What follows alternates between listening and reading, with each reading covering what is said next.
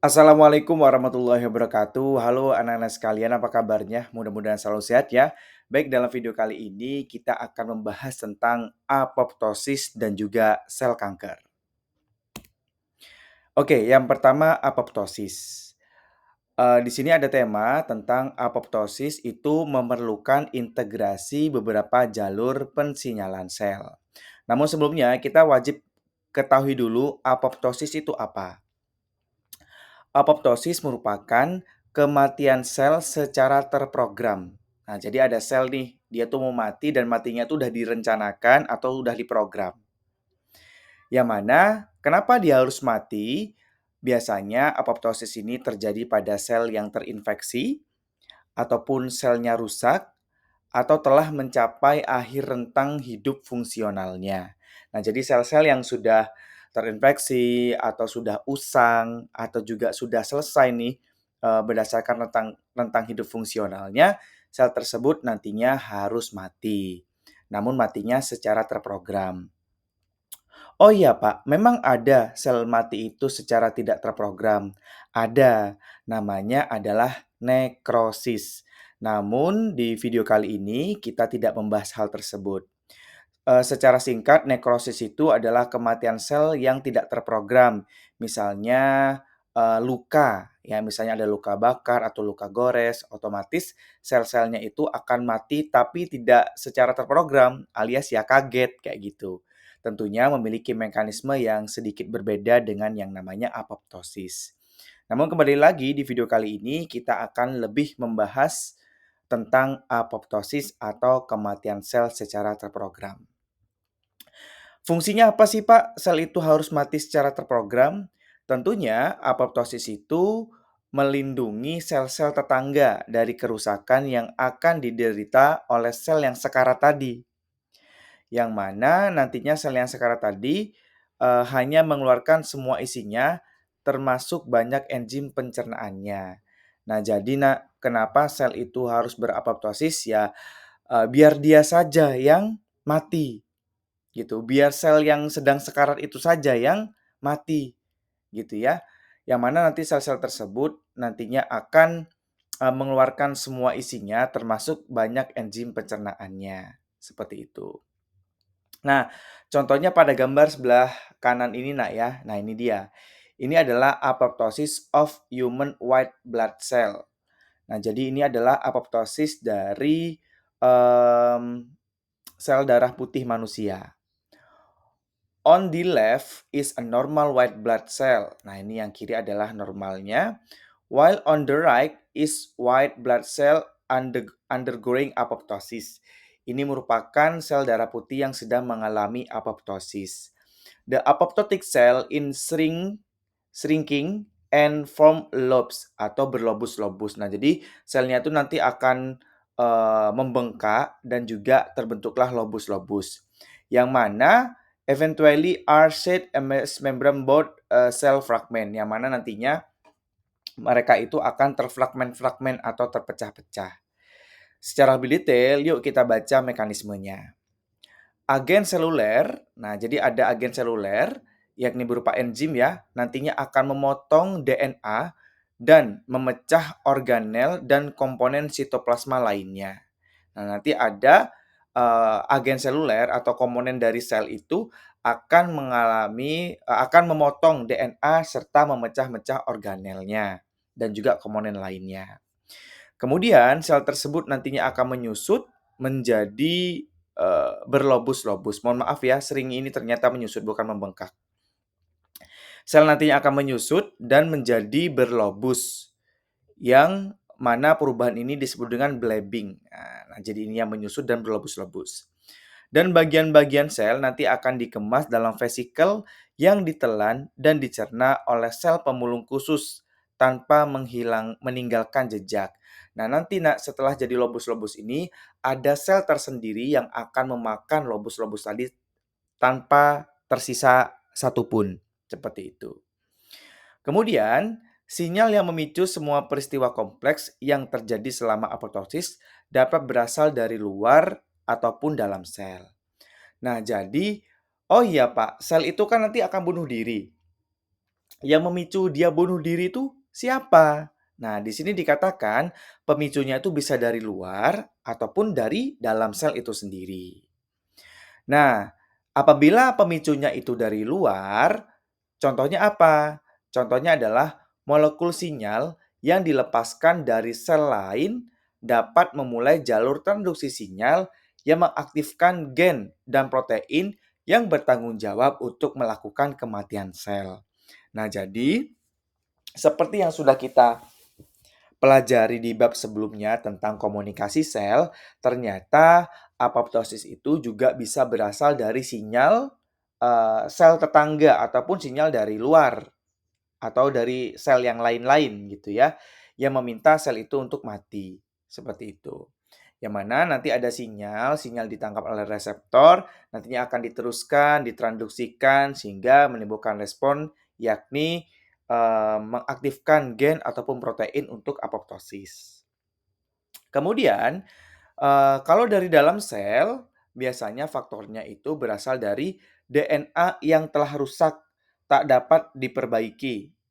Kemudian, nantinya akan memicu serangkaian interaksi protein-protein dapat menyampaikan sinyal yang juga memicu kematian sel. Nah, jadi faktor dari dalam itu berasal dari DNA-nya sendiri, Nak. Apabila DNA-nya sudah rusak dan kerusakannya itu tidak dapat diperbaiki, maka nanti sel tersebut akan terpicu untuk menghasilkan protein yang nantinya akan berinteraksi ataupun kalau di sini interaksi protein yang dapat menyampaikan sinyal, yang mana sinyal itu memicu sel itu sendiri untuk melakukan apoptosis. Seperti itu. Ya, jadi dalam slide ini dapat disimpulkan bahwasanya apoptosis itu adalah kematian sel secara terprogram dan dia itu berfungsi untuk melindungi sel-sel tetangga dari kerusakan, biar dirinya saja aja yang rusak. Kemudian mekanismenya adalah sel tersebut nantinya akan ada agen yang memotong DNA-nya dan juga memecah organelnya sehingga sel tersebut nantinya akan menyusut dan menjadi lobus-lobus. Kemudian nanti akan ada sel, biasanya adalah sel darah putih ya, yang akan memulung atau memakan atau mendegradasi lobus-lobus tadi tanpa meninggalkan jejak apapun. Dan pemicu dari apoptosis itu bisa berasal dari luar, yakni sinyal dari salah satu sel tertentu, ataupun dari dalam sel itu sendiri, yakni DNA-nya sedang mengalami kerusakan dan tidak dapat diperbaiki. Itulah apoptosis.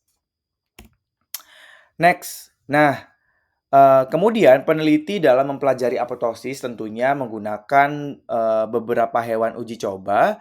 Salah satu hewan uji coba yang sering sekali digunakan untuk studi biologi, yakni adalah cacing tanah Serno Senorhabditis elegans.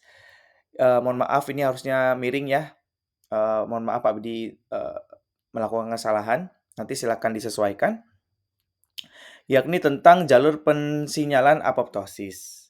Nah, si cacing ini itu memiliki sekitar 1.000 sel untuk cacing dewasanya. Jadi ibarat kata organisme dewasanya itu hanya memiliki 1.000 sel. Nah, itu hitungannya dikit sehingga peneliti bisa ngecek gitu ya.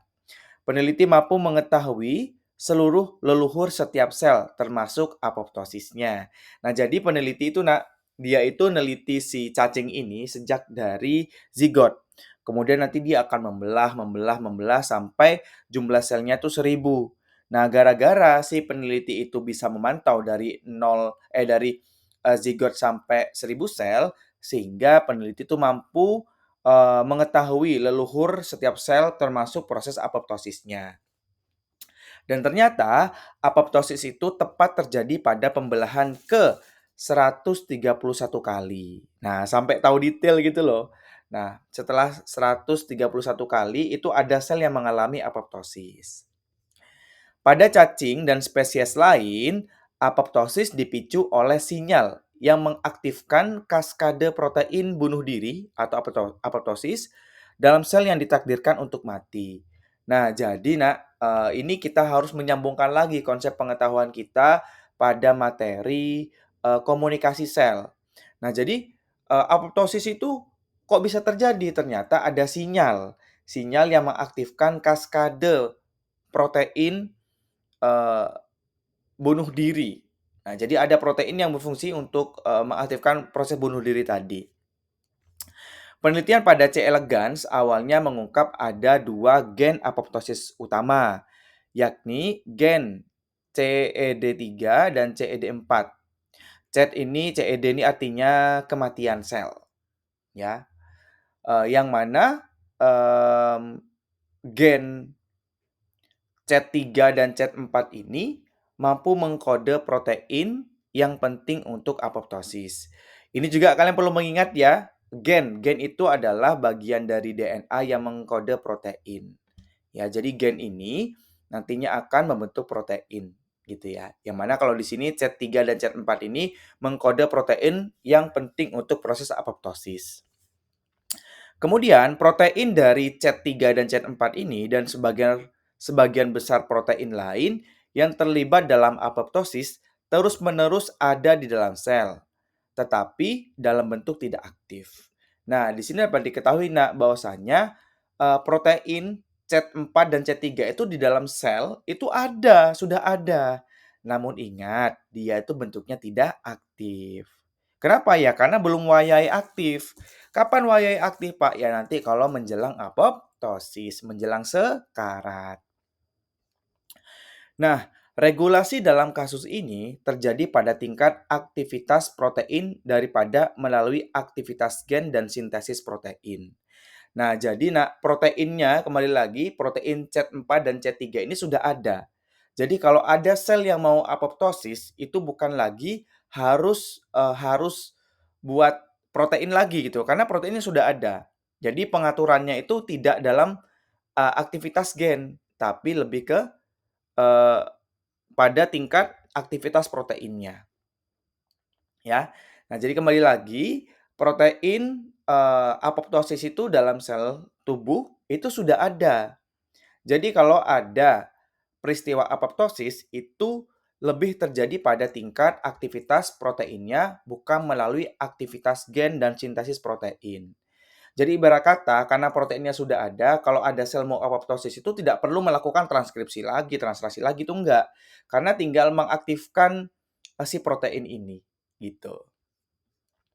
Pada C. elegans, protein di membran mitokondria luar yang disebut dengan CET9, yang mana CET9 ini merupakan produk gen CET9, berfungsi sebagai pengatur utama apoptosis yang bertindak sebagai rem saat tidak ada sinyal yang mendorong apoptosis.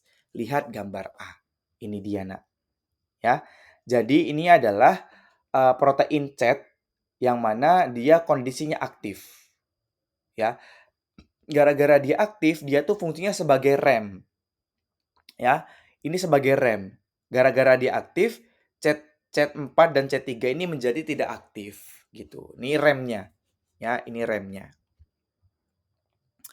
Kemudian, saat sinyal kematian diterima oleh sel, transduksi sinyal melibatkan perubahan pada CET9 yang menonaktifkan rem.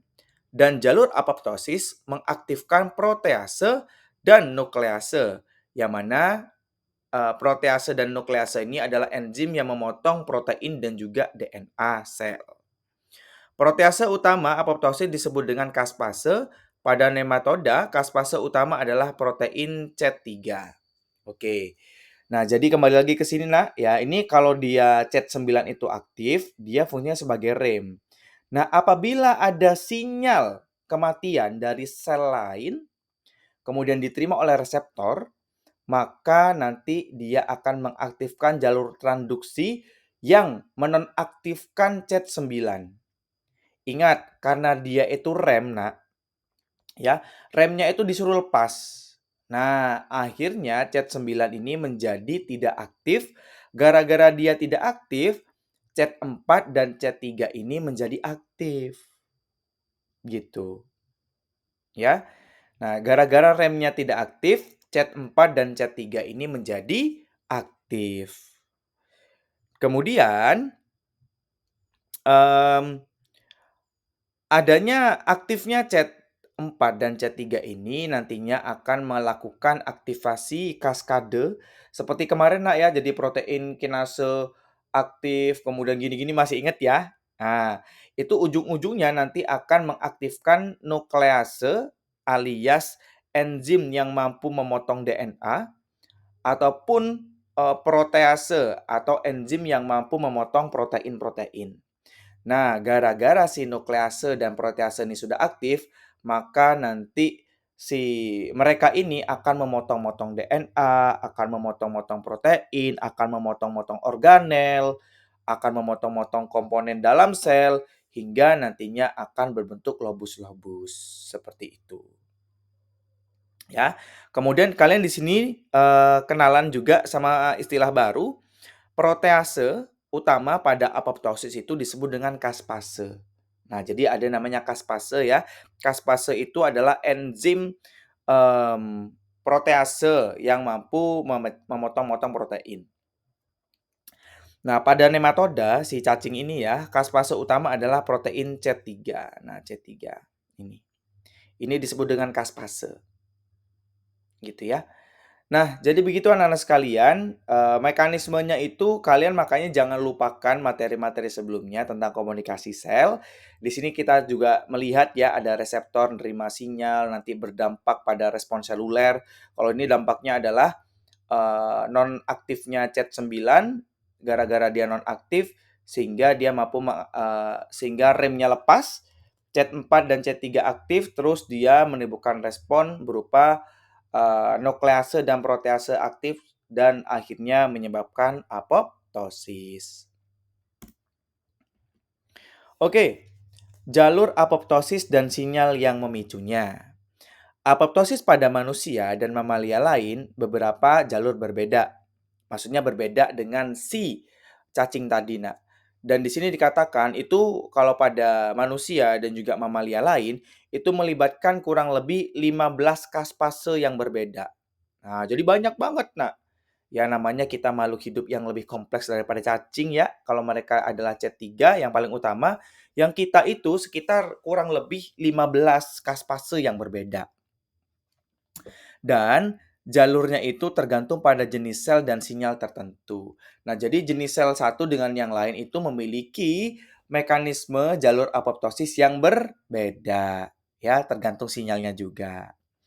Namun di sini dijelaskan, salah satu jalur utama melibatkan protein mitokondria tertentu yang dipicu membentuk pori-pori molekul di membran luar mitokondria, menyebabkan bocor dan melepaskan protein lain yang mendorong apoptosis. Nah, jadi di sini dikatakan kalau pada manusia dan mamalia, proses apoptosis itu melibatkan protein mitokondria. Nah, ini beda lagi nih, ya. Melibatkan protein mitokondria yang mana protein tadi akan membentuk ini ya, bentar. Salah satu jalur utama melibatkan protein tertentu yang dipicu, ya, yang dipicu membentuk pori-pori molekuler di membran mitokondria sehingga isi dari mitokondria itu akan bocor. Dan karena bocor tadi tentunya ada protein yang keluar yang mana protein tersebut mampu mendorong apoptosis.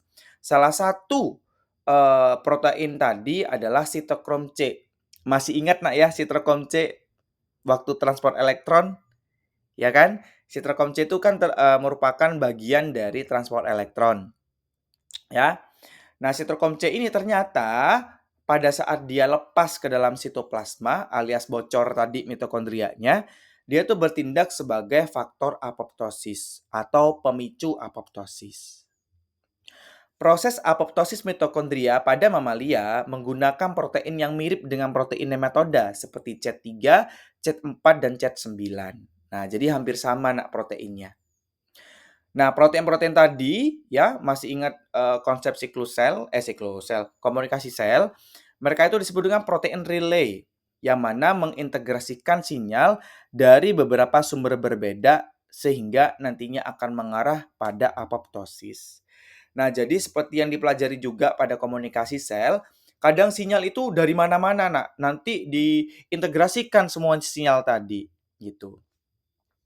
Seringkali sinyal itu berasal dari luar yang mungkin dilepaskan oleh sel tetangga. Nah, dibahas lagi ya, bahwasanya apoptosis itu juga bisa diakibatkan dari sinyal tetangga.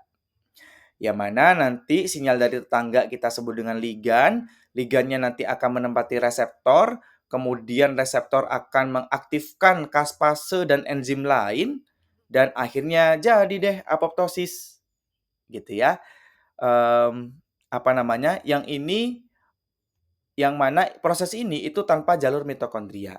Nah, jadi secara tidak langsung ya dapat diketahui apoptosis itu bisa melibatkan mitokondria tadi ya. Yang pertama kebocoran mitokondria gitu ya. Kemudian ternyata juga ada lagi yang berasal dari luar ya, dari sinyal sel tetangga diterima reseptor, mengaktifkan kaspase, akhirnya terjadilah apoptosis gitu. Nah, kemudian selain itu, mmm, yang menjadi sinyal alarm apoptosis di dalam sel itu ada 2. Pertama, nukleus. Nah, jadi misalnya di dalam nukleus itu DNA-nya sudah mengalami kerusakan dan tidak dapat diperbaiki, si nukleus itu akan membuat alarm, "Yuk mati yuk, yuk mati yuk, DNA-ku sudah rusak, ayo kita mati saja." Misalnya seperti itu. Kemudian selain nukleus juga ada RE. Yang mana bisa jadi RE ini ketika terjadi kesalahan pelipatan protein yang berlebihan. Misalnya RE-nya udah kerasa nih, tuh protein yang aku lipat-lipat tadi kok udah banyak yang salah ya. Nah, itu akan menjadi alarm bagi sel untuk melakukan proses apoptosis. Sel mamalia membuat keputusan hidup atau mati dengan cara mengintegrasikan sinyal kematian dan sinyal kehidupan yang mereka terima dari sumber eksternal dan juga internal. Nah, jadi nak, kembali lagi yang mampu memicu sel itu melakukan apoptosis itu bisa dari luar, yakni sinyal dari luar ya, ataupun dari dalam dirinya sendiri, dalam hal ini nukleus ataupun RE. Gitu ya. Mudah-mudahan ini kalian bisa pahami. Kemudian kita cek gambar. Nah, ini ya fokus pada gambarnya dulu. Ini merupakan telapak kaki pada tikus, nah, ya. Awalnya seperti ini. Kemudian ada semakin berkembang ya, ini karena embrio ya. Ini adalah interdigital tissue atau jaringan yang antar jari. Kemudian sel undergoing apoptosis. Nah, di bagian sela-sela ini sel-selnya sedang mengalami apoptosis ditandai dengan glow in the dark ini nak ya. Nah, apa di zoom ya. Itu ya. Kemudian lama-kelamaan hilang deh gara-gara selnya harus mati. Gitu. Nah, jadi memang bermanfaat sekali nih apoptosis apabila penggunaannya tepat gitu nah ya. Apabila dibacakan keterangannya, ini adalah efek apoptosis selama perkembangan telapak kaki pada tikus. Pada tikus, manusia, mamalia lain, burung darat, daerah embrionik yang berkembang menjadi kaki atau tangan awalnya memiliki struktur padat seperti lempeng. Apoptosis menghilangkan sel-sel di daerah interdigital, sehingga membentuk jari-jari.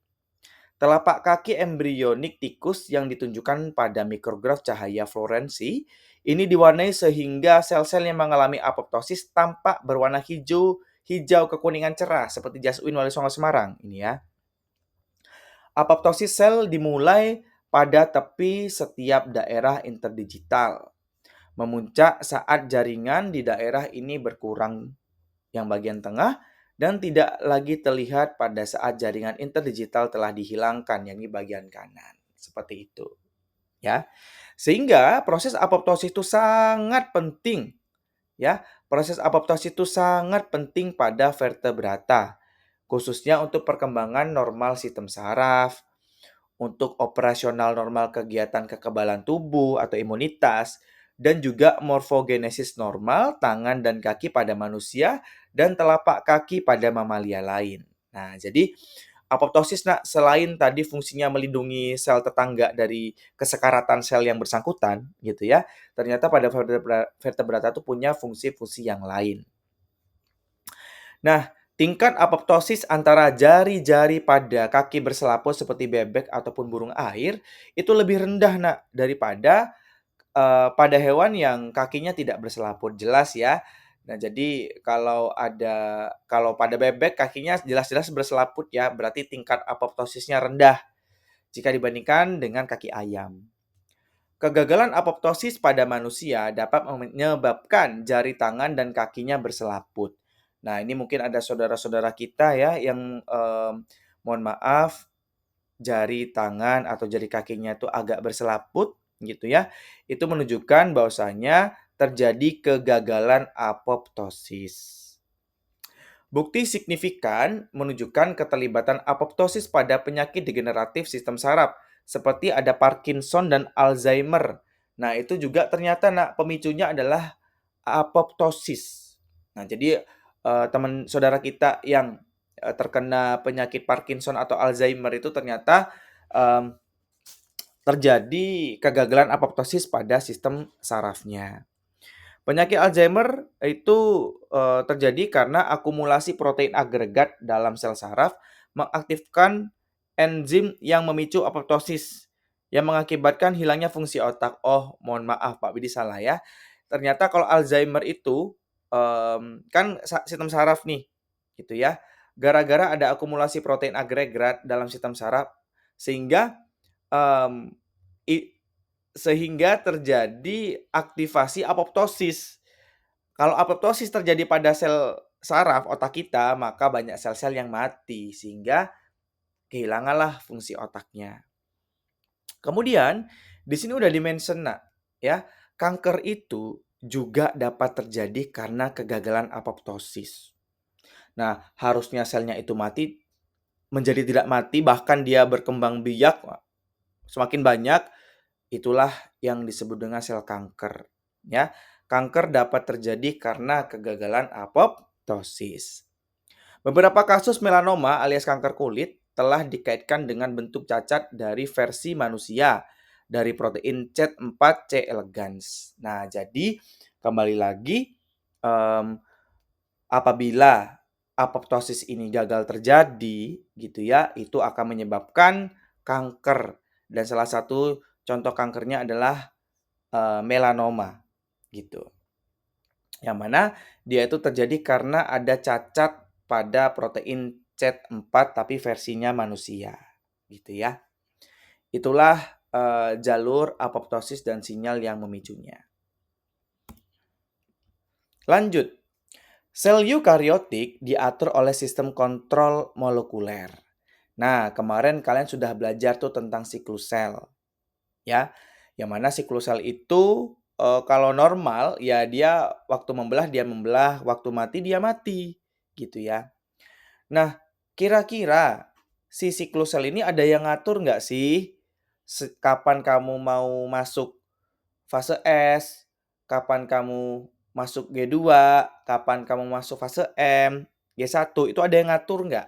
Nah, di sini dibahas, apakah sinyal molekuler dalam sitoplasma mengatur siklus sel? Eksperimen para peneliti di Universitas Colorado bertanya-tanya, apakah perkembangan sel melalui siklus sel dikendalikan oleh molekul sitoplasma? Mereka menginduksi sel mamalia yang dikultur pada berbagai fase siklus sel untuk menyatu alias difusikan. Dua eksperimen ditunjukkan pada gambar. Nah, ini dia, Nak. Nah, jadi si peneliti ini, Nak, dia itu membiakkan sel. Ada sel yang fase S, ada sel yang fase G1. Kemudian nanti mereka disatukan secara paksa. Nah, kemudian nanti akan dicek setelah itu fasenya sama atau tidak. Gitu. Loh Pak, itu untuk apa Pak? Kembali lagi nak, mereka ingin ngecek apakah ada komponen dari sitoplasma itu yang mempengaruhi siklus sel. Gitu ya. Nah, jadi metodologinya adalah dua sel dalam fase siklus sel yang berbeda disatukan untuk membentuk satu sel tunggal dengan dua inti. Nah, ini dia nak. Ya, ini sel yang fase S, ini sel yang fase G1. Kemudian disatukan. Hasilnya, jika salah satu sel awal berada dalam fase S dan yang lainnya berada dalam fase G1, inti G1 ternyata akan segera memasuki fase S, seolah-olah dirangsang oleh molekul-molekul sinyal yang ada di dalam sitoplasma sel pertama. Nah, awalnya kan gini, Nak. Ini ada fase S, ini fase G1. Disatukan nih, tek. Tiba-tiba yang ini ikut-ikutan masuk fase S juga. Loh, kok bisa? Siapa memicu? Peneliti menduga ada komponen dari sitoplasma ini yang memicu inti sel ini untuk melakukan sintesis DNA atau memasuki fase S. Tidak puas di situ, ternyata jika sel yang mengalami fase M disatukan dengan sel lain dalam fase siklus selnya bahkan G1, ini kan kontras banget, Nak, ya. Kalau S sama G1 kan cuma satu tingkat nih. Ini yang satunya fase M, ini fase G1. Ini baru banget nih, gitu ya. Disatukan juga, dilakukan fusi. Nah, hasilnya apa, Pak? Inti kedua segera memasuki mitosis dengan kondensasi kromatin dan pembentukan spindle mitosis. Nah, ini juga sama, Nak. Ini M1 kan, ini G1, disatukan. Nah, unsur sitoplasma yang ada di sini, Nak, itu akan mempengaruhi sel yang di sini.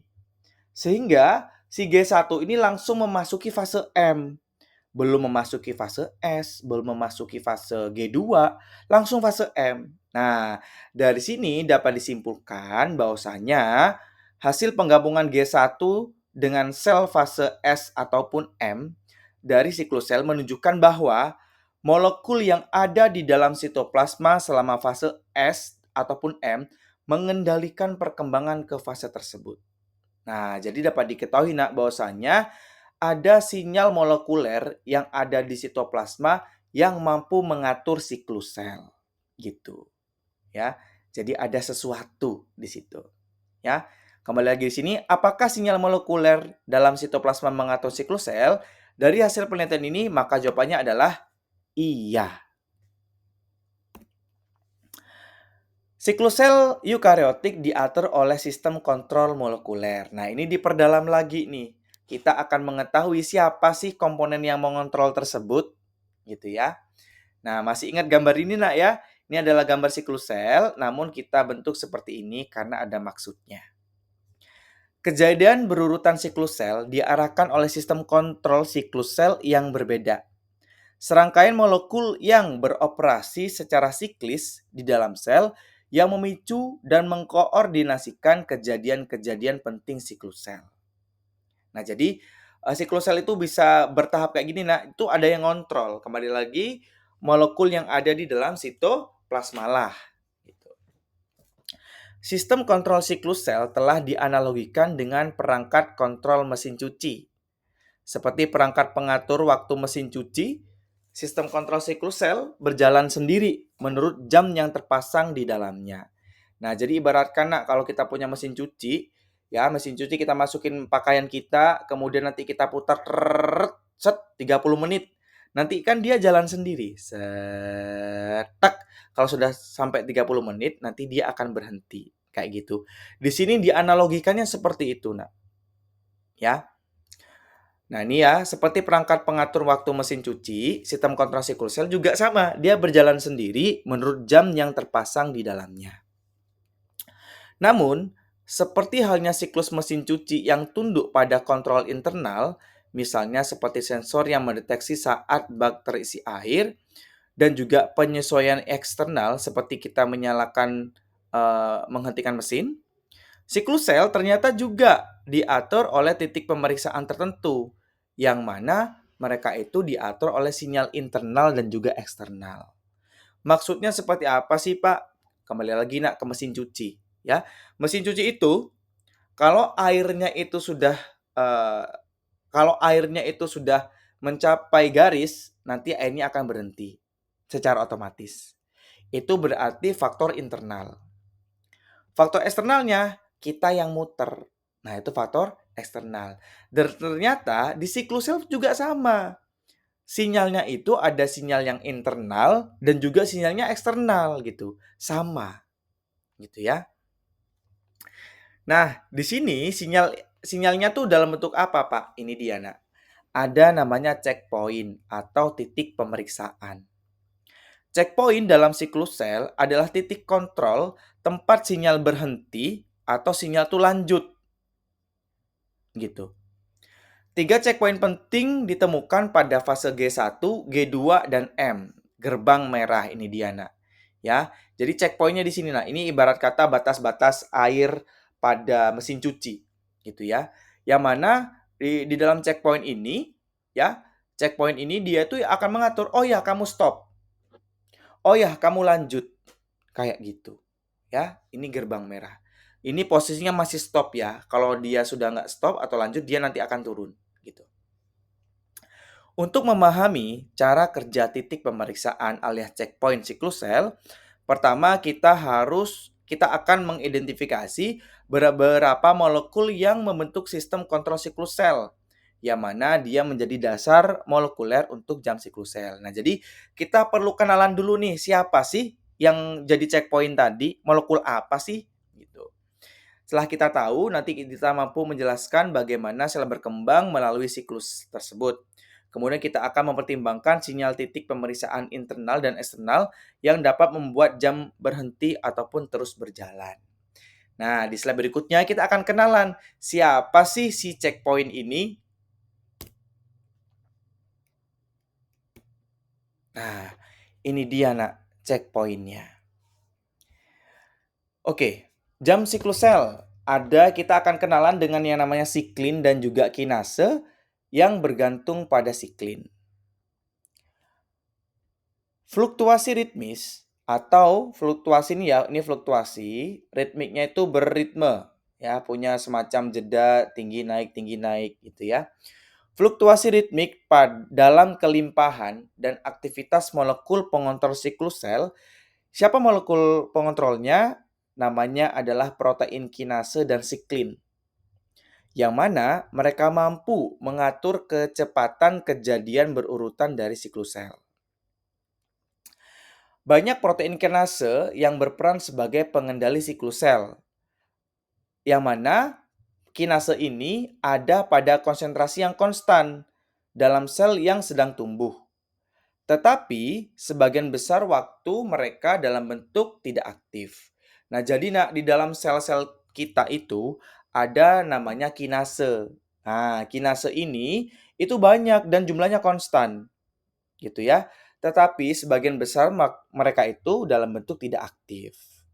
Nah, agar si kinase itu aktif, kinase ini harus melekat pada siklin. Nah, jadi makanya di sini kinase bergantung pada siklin. Kinase tidak bisa sendirian, gitu ya. Agar aktif, kinase harus melekat pada siklin. Karena persyaratan mereka wajib melekat tadi, kinase ini disebut dengan kinase yang bergantung pada siklin atau kita sebut sebagai CDK. Nah, jadi kalau sendirian namanya kinase, kalau dia sudah bergabung dengan siklin namanya CDK. Nah, aktivitas CDK ini naik dan turun dengan perubahan konsentrasi pasangan siklinnya. Gambar 1216A menunjukkan aktivitas MPF atau M fase promoting factor atau faktor yang mendorong terjadinya fase M yang berfluktuasi. Ini dia, Nak. Nah, jadi ini ada MPF activity ya. Jadi ada namanya eh, molekul namanya MPF itu mengalami peningkatan, Nak. Kalau sudah gara-gara meningkat makanya dia masuk fase M kayak gitu. MPF adalah kompleks siklin CDK. Oke. Oh, sebentar, Nak ya. Oh, mohon maaf, sebentar. Pak Widi ulangi lagi yang di sini ya. Oke. Di sini kinase. Sebentar Pak Widi cek lagi takutnya ada salah makna. Oke. Oke, mohon maaf ada kesalahan Pak Widi salah sebut ya. Jadi pertama yang perlu kalian pahami adalah CDK, kemudian MPF gitu ya. Oke. Pertama, komponen yang berperan perlu kalian catat. Pertama ada siklin. Ya. Ada siklin, kemudian ada CDK. Ya. CDK itu bukan gabungan antara kinase dengan siklin ternyata, namun kinase itu sendirian, gitu ya. Yang mana kinase ini sangat bergantung dengan siklin sehingga kita menyebutnya adalah CDK, gitu. Jadi ada 3 ya, ada siklin, dia sendirian, ada kinase, dia sendirian, namun kinasenya ini karena dia bergantung pada siklin, maka kita menyebutnya sebagai CDK. Kemudian ada lagi MPF. MPF itu adalah kompleks siklin dan CDK. Nah, jadi apabila siklin bergabung dengan CDK, maka kita menyebutnya adalah MPF, emfase promoting factor. Perhatikan bahwa puncak aktivitas MPF sesuai dengan puncak konsentrasi siklin. Kadar siklin itu meningkat selama fase S dan G2, lalu turun tiba-tiba selama fase M. MPF memicu masuknya sel ke fase M melewati titik pemeriksaan G2. Nah, maksudnya gimana, Pak? Oke, coba yuk kita akan perbesar. Nah, ini ya. Masih ingat, Nak ya? Masih ingat ya? Pertama ada siklin. Ya, siklin ya siklin. Kemudian ada kinase. Nah, di sini tidak kita lihat kinasenya di mana, namun kalian coba perhatikan yang warnanya oranye ini, nah. Gitu. Selain kinase ada namanya MPF. Nah, MPF ini adalah gabungan antara siklin dengan CDK, gitu. Nah, di sini dikatakan apabila siklinnya dia meningkat, ya, maka dia akan memicu MPF meningkat juga. Ya jelas karena siklin itu bagian dari MPF. Nah, gara-gara MPF-nya meningkat, maka dari itu sel itu akan memasuki fase M gitu. Setelah sel membelah, nah otomatis siklinnya akan turun lagi secara drastis. Dan seperti itu seterusnya. Nah, jadi dapat diketahui nak bahwasanya siklus sel itu dikontrol oleh molekul yang namanya siklin dan CDK. Yang nantinya mereka akan membentuk MPF. Ketika siklin yang terakumulasi selama G2 berasosiasi dengan molekul CDK, kompleks MPF yang dihasilkan akan menjadi aktif. Ya, jadi MPF-nya tuh menjadi aktif dan dia akan menfosforilasi berbagai protein yang memulai mitosis. Lihat gambar B. Nah, ini dia. Ya, coba yuk kita perbesar lagi. Dari sini dulu ya. Pertama, nah ini fase S. Nah, di fase S itu selain sel itu mensintesis DNA, ternyata sel itu juga melakukan synthesis of cyclin begins in a late S phase and continues through G2.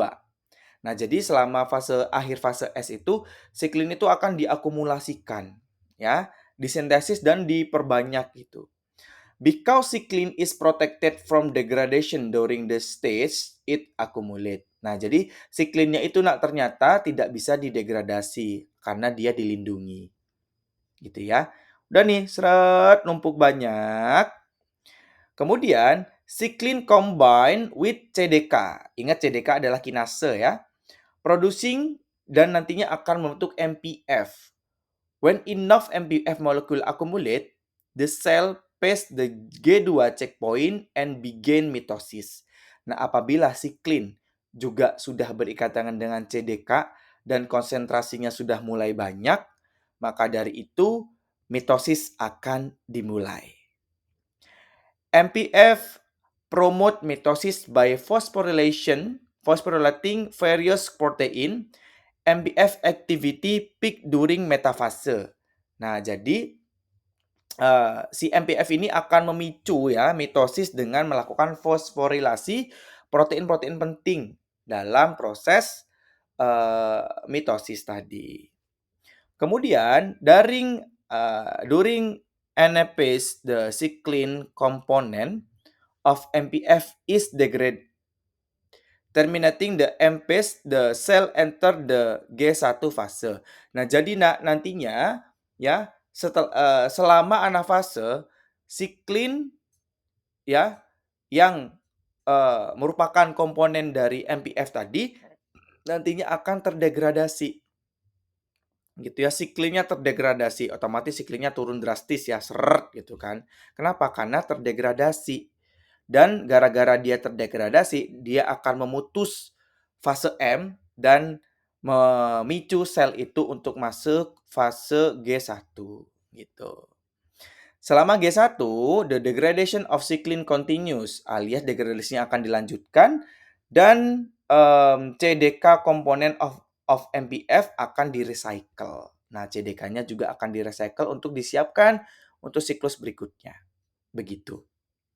Ya, dari sini dapat kita ketahui, nah, kembali lagi, ternyata siklus sel itu ada yang ngatur komponennya. Kalau tadi diteliti, wah ini siapa nih gitu ya. Ternyata di sini ditemukan yang ngatur adalah siklin dan juga CDK yang mana mereka akan membentuk kompleks yang namanya MPF. MPF bekerja baik secara langsung sebagai kinase maupun secara tidak langsung dengan mengaktifkan kinase lainnya. Selama anafase, MPF membantu mematikan dirinya sendiri dengan memulai proses mengarah pada penghancuran siklinnya sendiri. Nah ini ya, tadi diulangi lagi. Bagian non-siklin dari MPF yakni CDK nantinya akan tetap berada di dalam sel, namun dia tidak aktif, sehingga menjadi bagian dari MPF lagi dengan berasosiasi dengan molekul siklin baru yang disintesis selama fase S dan G2 pada putaran siklus berikutnya. Nah, C2-nya akan digunakan lagi nanti ya. Aktivitas berfluktuasi dari berbagai kompleks siklin CDK sangat penting dalam mengendalikan semua tahap siklus sel. Mereka juga memberikan sinyal lampu hijau di beberapa titik pemeriksaan. MPF mengendalikan perjalanan sel melalui titik pemeriksaan G2. Nah, ini G2 nak ya. Ini merupakan checkpoint ya. Checkpoint maksudnya adalah oh ya MPF-nya sudah cukup nih, maka kamu bisa lanjut kayak gitu. Perilaku sel di titik pemeriksaan G1 juga diatur oleh aktivitas kompleks protein siklin CDK. Nah, ini dia, nak. Kalau dia sudah mulai hancur, baru dia lanjut. Kalau nggak hancur, tidak. Gitu ya. Sel hewan tampaknya memiliki setidaknya 3 komponen protein CDK dan beberapa siklin berbeda yang beroperasi di titik pemeriksaan ini. Nah, ternyata ada 3 protein CDK dan siklin yang berbeda gitu loh. Nah, ini yang disebutkan kan cuma satu nih sebagai contoh gitu. Ternyata ada yang lain juga. Namun tidak usah pusing-pusing, kita fokus pada contohnya saja. Gitu ya. Begitulah kita ketahui bahwasanya molekul pengontrolnya itu adalah kinase dan juga siklin. Nah, ini dia. Kita perjelas lagi tanda berhenti dan lanjut. Yang mana dia bisa berasal dari sinyal internal dan eksternal di titik pemeriksaan atau checkpoint. Seperti yang kita jelaskan tadi, bahwasanya checkpoint itu berada pada fase G1, G2, dan juga M. Ya, G1 ini dia, stop. Nah, nanti boleh dilanjut gitu ya kalau udah lampu hijau. Kemudian ini fase di G1. Kemudian fase G2 dia lanjut kalau sudah ada MPF-nya tinggi gitu ya. Kemudian nanti ada dia di stop dulu, baru nanti akan dilanjut lagi kalau siklinya terdegradasi gitu ya. Oke, bagi banyak sel ya, checkpoint G1 tampaknya menjadi yang paling penting. Jika sel menerima sinyal maju di titik pemeriksaan G1, sel biasanya akan menyelesaikan fase G1, S, G2, dan M, dan akhirnya membelah. Nah, jadi ada di sini, nak. Ya, nih. Apabila G1-nya itu checkpoint-nya pakai lampu hijau, otomatis dia akan melakukan pembelahan. Nah, ada beberapa sel ya, itu tidak melakukan pembelahan, otomatis dia akan selalu merah di sini, gitu. Ya, jika tidak menerima sinyal lampu hijau pada titik tersebut, sel tersebut dapat keluar dari siklus sel. Ya, beralih keadaan tidak membelah yang disebut dengan fase G0. Nah, jadi apabila sel itu pada fase G1-nya selalu dengan lampu merah gitu nak ya, maka sel itu akan kembali ke fase G0 alias tertahan di fase G1 gitu ya. Nah, contohnya apa, Pak? Sebagian besar sel tubuh manusia sebenarnya berada dalam fase G0. Contohnya adalah sel saraf kita dan sel otot dewasa. Nah, jadi sel saraf kita tuh udah nah dia tidak membelah-membelah lagi. Sel otot orang dewasa pun juga sama, gitu ya. Dia tetap lampu merah dan selnya berada pada fase G0 karena dia tidak akan membelah, gitu ya. Inilah checkpoint di fase G1. Sinyal internal terjadi pada checkpoint ketiga, yakni fase M. Anafase pemisahan, yakni pada fase anafase, pemisahan kromatit saudara tidak dimulai sampai semua kromosom melekat dengan benar pada spindle di plat metafase. Nah, jadi di fase M, di fase anafase, anafase tuh mau memisah kromatit saudara ya, itu tidak akan dimulai sampai semua kromosom itu melekat dengan benar pada spindle di pelat metafase. Ada titik pemeriksaan selain eh, yang ada di fase G1, G2 dan G1, G2 dan M. Misalnya titik pemeriksaan di fase S menghentikan sel dengan kerusakan DNA untuk melanjutkan siklus sel. Nah, jadi ternyata selain ada checkpoint di G1, G2 dan M, itu juga ada titik pemeriksaan yakni di fase S, tapi di sini tidak digambarkan gitu loh. Masih ingat ya, fase S adalah fase sintesis DNA. Nah, apabila ada kerusakan DNA-nya gitu ya, ada kerusakan di DNA-nya, maka sel itu tidak akan melanjutkan siklus sel, gitu ya. Nah, jadi apabila ada kerusakan DNA, maka fase S itu akan menghentikan sel untuk melanjutkan siklus sel. Karena akan bahaya, apabila sintesis DNA-nya itu salah atau rusak, kemudian tetap melakukan siklus sel, otomatis sel anakannya itu akan rusak dan memicu kanker. Nah, nanti akan dijelaskan lebih lanjut. Gitu ya. Peneliti menjanjikan bukti untuk titik pemeriksaan lain antara anafase dan telofase yang memastikan anafase selesai dan kromosom terpisah dengan baik sebelum sitokinesis dapat dimulai, sehingga menghindari kerusakan kromosom. Nah, jadi ada beberapa titik juga ya, yakni antara anafase, kromosomnya akan mulai menuju ke kutub yang berbeda, dan telofase, ya, itu dipastikan selesai dan kromosomnya benar-benar terpisah ya sebelum sitokinesisnya dimulai sehingga menghindari kerusakan kromosom gitu ya. Jadi memang banyak sekali checkpoint-checkpoint di dalam siklus sel itu. Kalau rusak ya udah harusnya berhenti. Kalau memang sudah baik dilanjutkan dan seterusnya gitu ya. Jadi ada sinyal-sinyal tertentu di sini baik secara internal maupun eksternal. Nah, kemudian di sini ada suatu proses penelitian, ya. Bagaimana dengan sinyal berhenti dan maju itu sendiri? Apa saja molekul pemberi sinyalnya? Nah, jadi siapa nih yang memberikan sinyal? Gitu ya. Penelitian menggunakan sel hewan dalam kultur telah menghasilkan identifikasi banyak faktor eksternal, baik kimia ataupun fisik yang dapat mempengaruhi pembelahan sel. Nah, jadi contohnya di sini ya. Ini ada a sample of human connective tissue is cut up to small piece. Ini adalah salah satu jaringan ikat ya, diambil dimasukin cawan Petri. Kemudian enzyme are used to digest the extracellular matrix in the tissue piece resulting in a suspension of free fibroblast. Kemudian nanti selnya dimasukkan, dikasih enzim yang mana enzimnya itu akan menghilangkan matriks ekstraseluler. Jadi benar-benar murni sel gitu ya. Kemudian langkah ketiga, cell are transferred to culture vessel containing a basic grow medium consists of glucose, amino acid, salt, and antibiotic to prevent bacterial growth.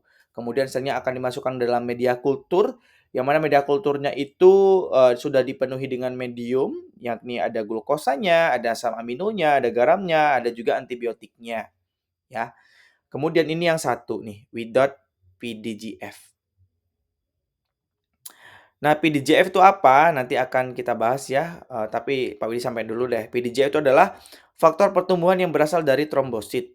Ya, jadi kalau ada PDGF itu dia akan memicu sel itu untuk membelah kayak gitu, Kemudian di langkah keempat, PDGF is add to half the vessel. Jadi PDGF-nya dimasukkan nih.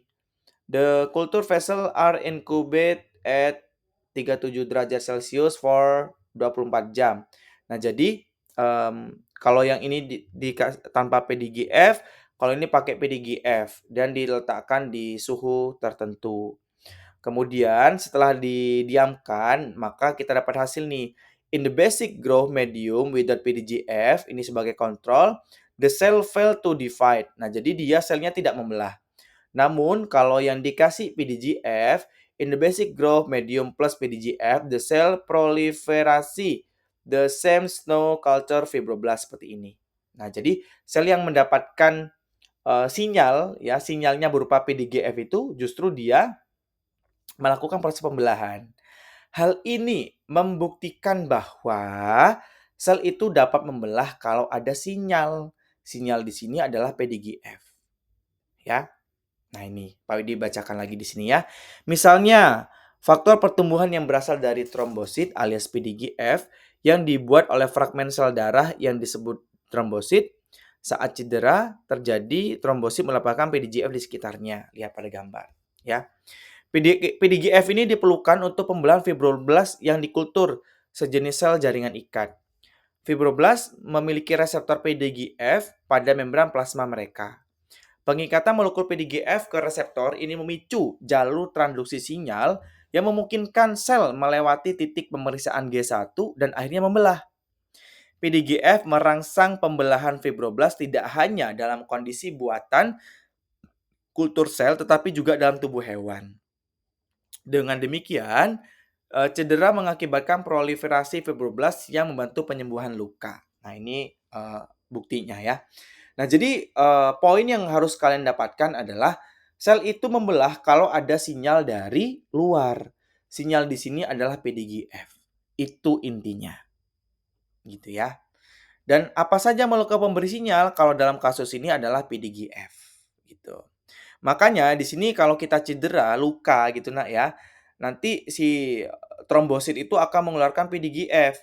Di mana PDGF ini akan memicu proliferasi fibroblast yang nantinya akan membantu kita menyembuhkan luka itu sendiri. Seperti itu. Lanjut.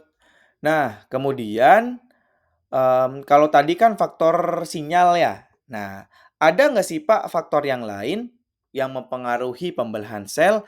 Ada, yakni pengaruh faktor fisik eksternal terhadap pembelahan sel yang dapat kita lihat dari fenomena sel-sel yang padat alias kepadatan sudah padat, kemudian gara-gara dia sudah padat, akhirnya dia berhenti membelah.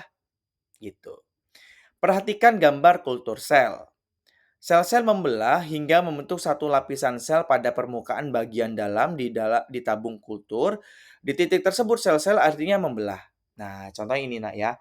Ini ada sel ya, sel anchor to this surface and divide. Nah, jadi ada sel-sel nantinya dia akan dibiarkan untuk membelah. Ketika sel itu sudah komplit membentuk single layer satu permukaan, mereka akan stop dividing. Kenapa? Karena density depend inhibition. Nah, jadi kepadatan itulah ya. Woi, kita sudah padat nih, kita udah buat satu lapis nih. Ya, kita stop ya, kita stop membelahnya ya. Nah, dari sini dapat kita ketahui nak bahwasanya faktor fisik yakni kepadatan gitu ya, itu akan mempengaruhi pembelahan sel. Kalau sudah padat, dia akan berhenti selnya membelah gitu. Kemudian ini dicoba nih, jika beberapa sel disingkirkan alias dicongkel, ya, sel-sel yang berbatasan dengan ruang terbuka mulai membelah lagi dan terus membelah hingga kekosongan terisi. Nah, lihat gambar ini. Nah, Pak di zoom aja deh. Pak diulangi lagi ya. Ini awalnya sel, ini kan awalnya melakukan pembelahan. Kalau udah satu permukaan, ya, dia akan berhenti membelah karena sudah padat. Kemudian ini dicongkel, set diambil. Nah, apabila beberapa sel diambil, maka sel yang ada di sekitar ini itu ternyata mulai melakukan pembelahan lagi sampai dia tertutupi. Gitu, sampai dia tertutupi. Nah, Di sini dapat kita ketahui bahwasanya kepadatan sel dapat menjadi batasan untuk single layer ya, berdasarkan kontak dengan sel tetangga dan nutrisi, kemudian faktor pertumbuhan dan juga pegangan dia, dinding yang dia kenai gitu. Ini kan ada sel dia berikatan sama dinding sebelahnya. Nah, hal-hal tersebut ternyata mempengaruhi pembelahan sel. Ingat, intinya kalau sudah padat, kalau nutrisinya masih ada, meskipun nutrisinya masih ada, growth factor masih ada, dan dia berikatan dengan em, kultur media kultur ya, wadah kulturnya, maka sel itu akan membelah. Ingat, kalau sel normal akan demikian, gitu. Ya, Pak Widi ulangi lagi, kalau pada sel normal, kalau sudah padat, dia akan berhenti melakukan proses pembelahan. Studi lanjutan mengungkapkan bahwa pengikatan protein permukaan sel ke pasangannya pada sel yang berdekatan mengirimkan sinyal ke kedua sel yang menghambat pembelahan sel, mencegahnya bergerak maju dalam siklus sel bahkan dengan adanya faktor pertumbuhan. Nah, ini memperjelas lagi, Nak, apabila selnya itu sudah padat, sel satu dengan sel yang lain nanti akan melakukan proses komunikasi, mengirimkan sinyal, yang mana sinyalnya itu memicu untuk udah stop, lu jangan belah lagi. Meskipun faktor pertumbuhan itu masih ada, gitu loh. Jadi sel itu kan dapat membelah kalau ada faktor pertumbuhan gitu ya. Tapi kembali lagi, kalau pada sel normal ya, jadi kalau sudah padat nih mereka akan berkomunikasi untuk stop, jangan membelah gitu. Sebagian besar sel hewan juga menunjukkan ketergantungan penjangkaran. Lihat gambar 1219A. Nah, ini Nak ya. Ini dia. Tahu jangkar? Jangkar itu kalau pada kapal, Nak, dia itu dijatuhkan agar dia itu menyentuh bagian dasar laut, akhirnya dia berhenti gitu. Kalau di sini jangkarnya itu adalah wadahnya ini yang berikatan dengan sel yang paling tepi, itu jangkarnya, gitu ya.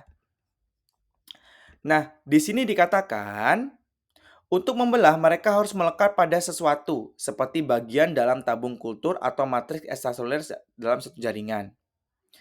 Eksperimen menunjukkan bahwa seperti kepadatan sel, penjangkaran diisyaratkan ke kontrol siklus sel melalui jalur yang melibatkan protein membran plasma dan elemen sitoskeleton yang terkait dengannya.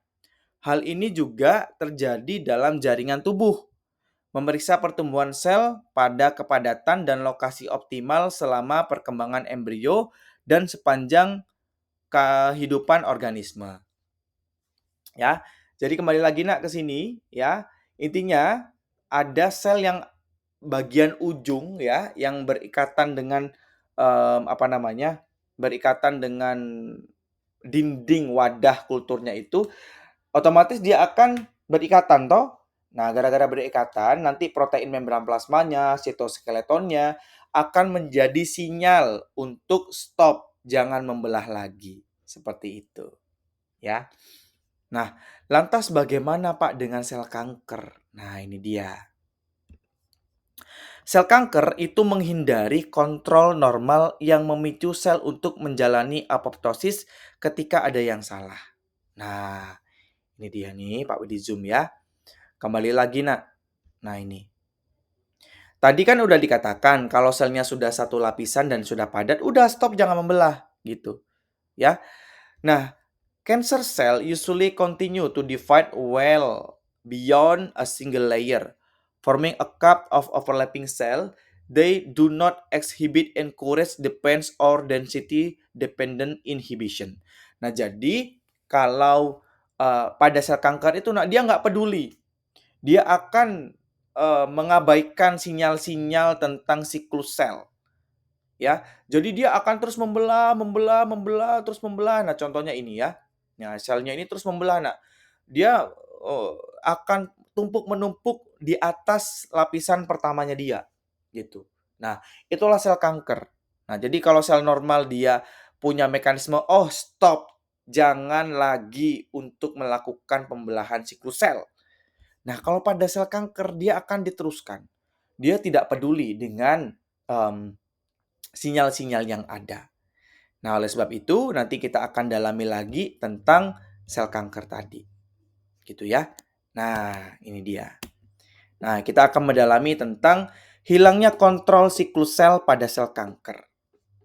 Apabila satu sel dalam jaringan menjalani langkah pertama dari banyak langkah yang mengubah sel normal menjadi sel kanker, hal itu akan menjadi bencana bagi dalam tubuh, ya. Jadi apabila ada sel kanker tuh, nah udah mulai ada sel, kemudian dia sel normal nih, kemudian dia udah mulai nyeleneh, ya, eee, mulai nyeleneh menjalani langkah pertama dari banyak langkah. Nah, jadi sel normal menjadi sel kanker itu tidak tidak hanya satu langkah, jadi banyak langkah, nah, gitu ya. Sel abnormal seringkali memiliki protein yang berubah di permukaannya, dan sistem imun biasanya akan mengenali serta menghancurkannya. Nah, jadi apabila ada sel normal, kemudian dia berubah menjadi sel bakal kanker ya atau sel kanker, nah otomatis sel tersebut nanti bagian permukaan selnya itu akan berubah alias berbeda dari sel normal. Gara-gara dia berbeda, sel imun itu akan mengenalinya. "Oh, ini ada selnya kok beda ya. Nah, aku akan mengenalimu dan aku akan menghancurkanmu." Begitu kata sel imun. Nah, namun apabila sel yang abnormal tadi itu berhasil menghindari penghancuran dan sel tersebut dapat berkembang biak dan akhirnya dia akan membentuk tumor, yakni massa sel abnormal dalam jaringan. Nah, jadi kembali lagi, Nak, apabila ada sel abnormal yang dia itu lolos dari pemantauan atau penghancuran oleh sel darah putih kita, ya, maka lama-kelamaan dia akan berkembang biak dan tupuk membentuk tumor. Apabila sel abnormal tetap berada di lokasi semula, nah apabila sel tumor itu ada di tempat-tempat itu aja ya. Nah, karena kenapa di tempat itu aja? Karena perubahan genetik dan selulernya tidak memungkinkan untuk dia pindah. Nah, jadi memang si sel abnormal itu berada di situ aja karena tidak memungkinkan untuk dia pindah gitu. Nah, sel yang demikian itu biasa kita sebut dengan tumor jinak. Nah, jadi dia tuh diam di situ aja, tidak mempengaruhi bagian lain. Nah, itu kita sebut dengan tumor jinak. Nah, misalnya kayak gini, Nak, ya. Ini ada tumor nih, tumornya cuma di sini-sini doang kayak gitu. Dia tidak kemana-mana. Ya, maka disebut dengan tumor jinak. Nah, sebagian besar tumor jinak tidak menyebabkan masalah serius, namun tergantung pada lokasinya dan dapat diangkat melalui proses pembedahan. Ini sedikit cerita ya, saudara Pak Widi itu ada tumor jinak di bagian ketiak. Nah, jadi akhirnya setelah diperiksa, oh tumornya jinak ya, maksudnya dia tidak bisa pindah-pindah. Nah, dan biasanya memang tidak berdampak serius gitu, sehingga dia dapat diatasi dengan proses pembedahan. Namun, apabila tumor itu mencakup sel-sel yang perubahan genetik dan selulernya memungkinkan mereka untuk menyebar ke jaringan baru dan mengganggu fungsi satu atau lebih organ, maka disebut dengan tumor ganas. Seseorang dengan tumor ganas dikatakan dengan sebutan penderita kanker. Nah, jadi kalian di sini mampu membedakan nggak ya tumor jinak itu ya tumor yang berada di tempatnya itu aja, kemudian tidak memiliki dampak serius, itu namanya tumor jinak. Namun apabila tumor itu mampu menyebar, mampu mengganggu fungsi satu atau lebih organ, maka disebut dengan tumor ganas alias kanker. Dan di sini contohnya adalah kanker payudara. Gitu nak ya. The growth and metastasis of malignant breast tumor. A series of genetic and cellular changes contribute to a tumor becoming malignant cancer. The cell of malignant tumor grow in uncontrolled way and can spread to the neck bone tissues and via via lymph and blood vessel to other part of the body alias proses metastasis. Nah, jadi ini contohnya nak ya kanker payudara. A tumor grow from a single cancer cell. Nah, jadi sebenarnya kembali lagi, nah, eee, apa namanya, sel tumor itu awalnya sel normal. Apakah seluruh manusia punya sel kanker? Ya, sebenarnya sel tubuh kita itu, nauzubillah tapi ya, itu punya potensi untuk menjadi kanker loh, gitu. Tergantung pemicunya apa. Nah, awalnya single nah ya, a single tumor grow from a single cancer cell. Nah, jadi awalnya dari satu sel tumbuh gitu ya. Kemudian cancer cell invade neighbor's tissue. Nah, akhirnya dia menyebar ke sel-sel tetangga. Nah, kemudian akhirnya cancer cell itu spread, menyebar melalui pembuluh limfa dan juga blood vessel alias pembuluh darah. Jadi sel kanker itu kan kembali lagi uncontrol. Nah, dia membelah, membelah, membelah, membelah. Lama-kelamaan dia akan menyebar di pembuluh limfa dan juga pembuluh darah. Akhirnya dia tersebar ke seluruh tubuh. Ke seluruh tubuh nanti dia nempel di usus misalnya. Kemudian nauzubillah ya. Ini ngeri banget sebenarnya Pak Wedi jelasin tentang kanker ini. Tumbuh di usus, tumbuh di paru-paru, dan lain-lain. Makanya tak heran kalau orang sudah terkena kanker itu kankernya udah kemana-mana. Dan kita bisa mengurutkan kanker itu yang paling tua di mana. Kayak gitu, nak. Ya, na'udzubillahi min dzalik. Mudah-mudahan anak-anak saya semua di sini diberikan kesehatan. Ya, amin. Diberikan kesehatan dan terhindar dari penyakit-penyakit yang menakutkan. Salah satunya adalah kanker. Gitu. Ya. Ini dia.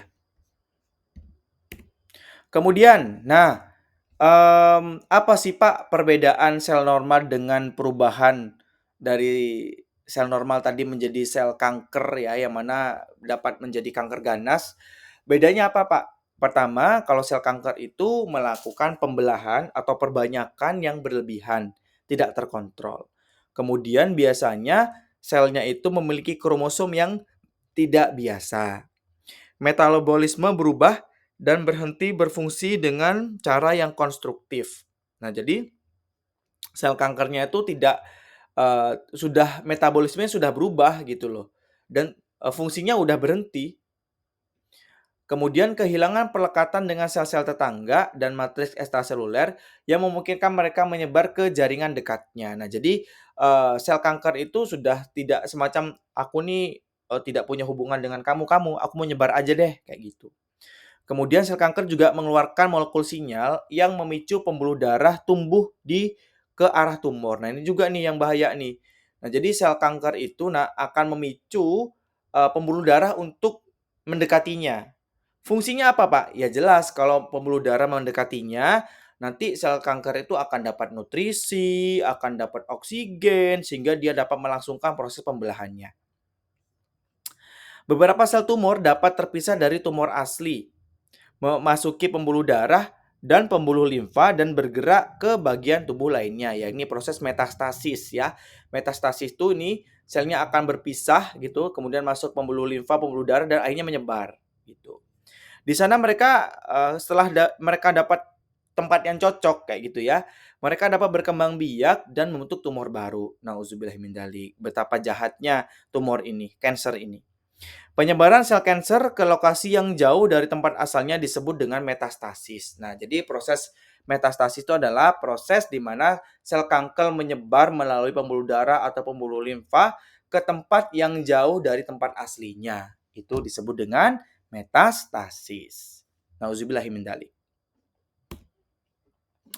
Kemudian, lantas bagaimana Pak pengobatan kanker? Nah, tadi udah di-spill ya, kalau tumor jinak dilakukan pengangkatan alias pembedahan. Lalu kalau yang tumor ganas bagaimana, Pak? Nah, pengobatan kanker. Tumor yang tampak terlokalisasi alias pada tempat tertentu gitu. Nah, ya oh ada di sini nih tumornya. Kankernya ada di sini nih. Itu udah terlokalisasi, maka dapat diatasi dengan radiasi berenergi tinggi, yakni merusak DNA sel kanker jauh lebih banyak daripada DNA dalam sel normal. Nah, jadi ini karena terlokalisasi ya biasanya dilakukan radiasi. Biasanya ini misalnya kalau ada tumor otak gitu ya dan adanya hanya di otak, maka di bagian otak tersebut nanti akan dilakukan radiasi berenergi tinggi. yang mana radiasi ini bertujuan untuk merusak DNA sel kanker. Nah, gara-gara dia jitu pada lokasi tertentu, maka DNA sel normal itu sedikit lebih terjaga, kayak gitu. Namun, apabila tumor itu sudah melakukan metastasis alias penyebaran dan yang diketahui atau diduga gitu ya, maka mau nggak mau si penderita kanker ini harus melakukan kemoterapi. Kemo artinya kimia, terapi artinya terapi. Terapi menggunakan zat-zat kimia, yang mana zat-zat kimia itu adalah obat-obatan yang bersifat racun terhadap sel yang aktif membelah. Ya, jadi contohnya gambar ini, Nak. Ini ada saudara kita yang kena kanker dan kankernya tuh sudah menyebar kayak gitu. Maka nanti dia akan melakukan kemoterapi, dia akan diinfus, infusnya itu berisi obat yang bersifat racun. Yang mana racunnya itu akan membunuh sel-sel yang aktif membelah gitu, ya.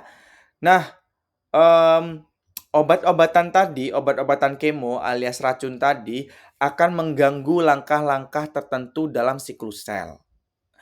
Obat Taxol misalnya, obat Taxol ini membekukan spindle mitosis dengan mencegah dipolimerasi mikrotubulus yang mengaktifkan sel-sel yang aktif membelah agar tidak melewati fase metafase dan menyebabkan kehancuran. Nah, jadi contohnya obat ini, Nak, ya. Jadi obat itu akan memicu membekukan spindle mitosis ya, benang-benang spindle itu akan dibekukan sehingga mencegah depolimerasi mikrotubulus. Jadi mikrotubulusnya tidak akan terbentuk gitu ya. Gara-gara tidak terbentuk maka selnya itu tidak akan melewati masa metafase dan akhirnya gagal membelah deh, itu akhirnya hancur. Namun, Nak, kemoterapi ini memiliki efek samping, yang mana tidak hanya sel kanker aja yang terkena dampak, namun sel-sel normal juga akan terkena dampaknya. Dan sel-sel normal itu yang paling sering, sering terdampak gitu ya, contohnya adalah sel-sel usus. Kalau terdampak kemo ini biasanya penderita ini akan menyebabkan mual-mual. Kemudian juga ada sel folikel rambut yang mana mereka selalu melakukan pembelahan gara-gara dia tidak membelah, akhirnya dia akan rontok. Kemudian sel-sel imun kita juga, nauzubillah ya, sel-sel imun orang penderita kanker mmm, terkena obat kemoterapi, akhirnya dia tidak bisa membelah, sehingga si penderita ini ya, yang melakukan kemo ini akan rentan akan infeksi, begitu. Ya, ini adalah gambar kemoterapi untuk leukemia yang Pak Widi dapatkan dari website salah satu situs kesehatan, gitu ya. Ini dia, Nak. Nah, jadi kembali lagi, pengobatan kanker itu kalau kankernya terlokalisasi pada daerah tertentu, kita bisa menggunakan radiasi, tapi kalau sudah menyebar, maka mau nggak mau harus kemoterapi. Kemoterapi adalah penggunaan zat kimia yang bersifat racun, yang menghalangi proses pembelahan sel, namun efek sampingnya adalah tidak hanya sel kanker saja yang berdampak, Pak, tapi pada sel normal pun juga ikutan. Nah, sekarang kita akan masuk lagi pembahasan lebih dalam tentang sel kanker. Nah, tadi Pak Widi bilang, Pak, bahwasanya sel kanker itu sebenarnya berasal dari sel normal. Ya. Nah, kok bisa, Pak, dia bisa kena kanker? Kembali lagi, Nak, segala sesuatu yang muncul atau terekspresikan itu berasal dari gen-gen yang ada di dalam DNA. Nah, siklus sel itu kalau kalian perhatikan tadi, Nak, ya, siklus sel, Pak, tadi siklus sel diatur oleh protein-protein. Ingat protein dari mana? Protein dari mRNA yang diterjemahkan. mRNA dari mana? Dari DNA. Nah, mau nggak mau untuk membahas sesuatu yang terekspresikan, mau nggak mau kita akan membahas tentang gen, Nak. Pertama kita ingat kembali bahwasanya siklus sel itu diatur oleh gen. Gen pengatur siklus sel itu adalah faktor pertumbuhan, reseptor, dan juga molekul pensinyalan. Nah, itu dia, Nak, yang ngatur siklus sel. Apabila ada gen yang mengalami mutasi, itu dapat menyebabkan sel itu menjadi sel kanker. Dan mutasi itu seperti yang kita ketahui, mutasi itu bersifat spontan, nah acak. Yang mana peneliti menduga penyebabnya itu bisa saja dari lingkungan, mulai dari zat-zat kimia yang bersifat karsinogen seperti tembakau. Nah, makanya nih yang laki-laki nih ataupun yang cewek juga jangan sampai anak biologi itu ngerokok itu menurut saya sesuatu yang bodoh gitu ya. Kenapa? Karena kalian tahu ilmunya ya. Zat-zat karsinogen itu bisa berasal dari tembakau loh gitu ya. Karsinogen itu zat pemicu kanker. Selain tembakau, ya, bisa juga berasal dari sinar X dan sinar radiasi berenergi tinggi lainnya dan juga bisa disebabkan oleh beberapa virus. Nah, jadi kembali lagi, Nak, kanker itu bisa disebabkan oleh mutasi gen dan mutasi gen dapat disebabkan oleh lingkungan yang sudah kita bahas barusan, gitu. Penelitian pada virus penyebab kanker menemukan gen penyebab kanker. Ya, jadi, peneliti itu dulu, meneliti virus. Nah, virus yang menyebabkan kanker dan akhirnya ketemulah gen penyebab kanker. Gen penyebab kanker itu disebut dengan onkogen. Diambil dari kata onko artinya tumor, gen adanya gen pemicu tumor, ya. Yang mana gen ini ditemukan pada beberapa virus. Nah, kemudian wah ini pada virus nih. Nah, ternyata gen yang memicu kanker alias onkogen tadi, itu ditemukan juga, Nak, pada manusia dan juga hewan lain, ya. Versi terkait dari onkogen virus ditemukan dalam genom manusia dan hewan lainnya, ya. Versi normal dari gen seluler itu disebut dengan proto-onkogen, yang mana proto-onkogen ini mengkode protein perangsang pertumbuhan dan pembelahan sel normal. Nah, apabila ya jadi ada gen, ya kalau yang normal, Nak, gen normal itu namanya proto-onkogen. Nah, lantas bagaimana proto-onkogen itu bisa menjadi onkogen? Nah, jadi intinya kalau jadi onkogen berarti dia udah jadi sel kanker. Nah, jadi kalau sel normal berarti proto-onkogen. Lalu bagaimana kok bisa proto-onkogen itu jadi onkogen gitu ya? Onkogen muncul dari perubahan genetik yang menyebabkan peningkatan jumlah produk protein proto-onkogen dan aktivitas intrinsik setiap molekul protein. Perubahan genetik yang mengubah proto-onkogen menjadi onkogen terbagi dalam 4 kategori utama, yakni epigenetik, translokasi, amplifikasi gen, dan juga mutasi titik.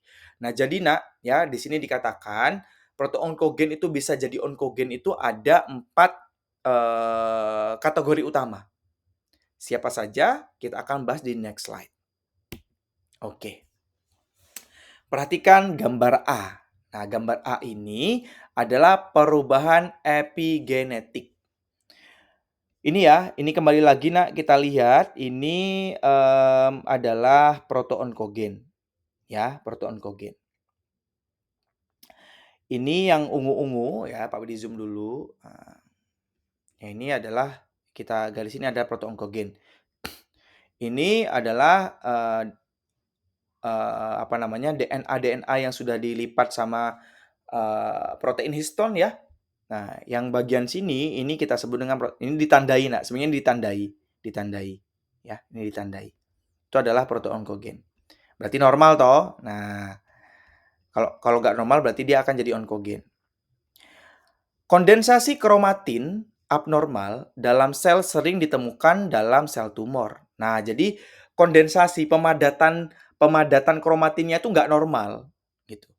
Jika mutasi pada gen untuk enzim pengubah kromatin menyebabkan pelonggaran kromatin di wilayah yang biasanya tidak diekspresikan, proto-onkogen di wilayah tersebut dapat diekspresikan pada tingkat yang sangat tinggi.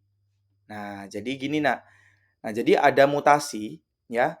Ada mutasi in gene for a chromatin modifying enzyme can lead to losing of chromatin and inappropriate expression of a proto-oncogen. Nah, jadi ada apa namanya? Mutasi pada gen yang mengatur enzim pengubah kromatin. Ya, jadi kan waktu kromatin menjadi kromosom gitu ya, ada enzim gitu ya, ada enzim yang mengaturnya. Dan enzim ini tentunya dibuat melalui protein, protein dari gen ya. Nah, apabila gen itu mengalami mutasi pada protein enzim tersebut, maka itu akan memicu hal-hal yang tidak normal gitu. Hal yang tidak normal contohnya adalah pelonggaran kromatin di wilayah yang biasanya tidak diekspresikan. Nah, jadi kromatin itu kan padat ya kalau pada wilayah yang tidak diekspresikan tapi dilonggarin. Nah, protoonkogen di wilayah tersebut dapat diekspresikan pada tingkat yang sangat tinggi. Nah, gara-gara dia longgar, nah hal ini dapat memicu normal growth stimulation protein in excess. Nah, jadi awalnya dia tidak diekspresikan jadi diekspresikan gitu loh. Nah, ekspresi yang berlebihan ini dapat memicu pembelahan sel yang tidak normal. Ini satu. Yang kedua, yakni proses translokasi atau transposisi jika protoonkogen yang ditranslokasikan berakhir di dekat promotor yang sangat aktif atau elemen kontrol lainnya, transkripsinya dapat meningkat menjadikannya onkogen. Nah, jadi apabila ada mutasi baik translokasi atau transposisi yang dapat memindahkan gen ke lokus yang berbeda, yang mana misalnya nih ya, ini adalah new promoter nih, intinya ada translokasi atau transposisi yang memindahkan gen gitu ya, dan apa namanya, pemindahannya itu berada pada bagian promotor yang sangat aktif, maka transkripsinya akan meningkat menjadi onkogen kayak gitu. Yang awalnya normal-normal aja gara-gara ada translokasi atau transposisi akhirnya jadi onkogen. Gampangnya seperti itu, ya. Kemudian amplifikasi, penguatan sinyal nih. Amplifikasi meningkatkan jumlah salinan protoonkogen dalam sel melalui duplikasi gen yang berulang. Nah, apabila nih ini ada protoonkogen, kemudian dia itu di diamplifikasi. Gennya tuh di-copy menjadi banyak, 1, 2, 3. Nah, gara-gara banyak kopiannya, otomatis nanti ekspresi gennya, yakni membuat protein pemicu pertumbuhan itu akan semakin banyak, sehingga akan memicu siklus sel yang berlebihan. Kemudian juga ada mutasi titik. Mutasi titik pada promotor atau penambah yang mengendalikan protoonkogen dapat menyebabkan peningkatan ekspresinya. Mutasi titik dalam urutan pengkodoan protoonkogen dapat mengubah produk gen menjadi protein yang lebih aktif atau lebih tahan terhadap degradasi daripada protein normal. Jadi secara gampang ini ada protoonkogen, kemudian dia mengalami mutasi titik kayak gitu ya. Nah, mutasi titik ini akan menyebabkan ekspresi yang cukup abnormal, yakni pertama menghasilkan protein yang banyak atau juga menghasilkan protein yang lebih aktif dan tahan degradasi. Sehingga dia akan memicu siklusnya secara berulang-ulang. Gitu nak ya. Nah, jadi dari slide ini dapat kita ketahui ada 4 faktor utama kenapa terjadi perubahan protoonkogen menjadi onkogen ya, dan onkogen inilah yang menyebabkan kanker gitu. Jadi berawal dari gen. Gen apa, Pak? Ya gen onkogen, gen yang memicu siklus sel ya, faktor pertumbuhan. Oke, lanjut. Nah, jenis gen yang berkaitan dengan kanker. Nah, ini ada proses perbandingan ya. Kita akan membandingkan antara sel normal dengan sel kanker.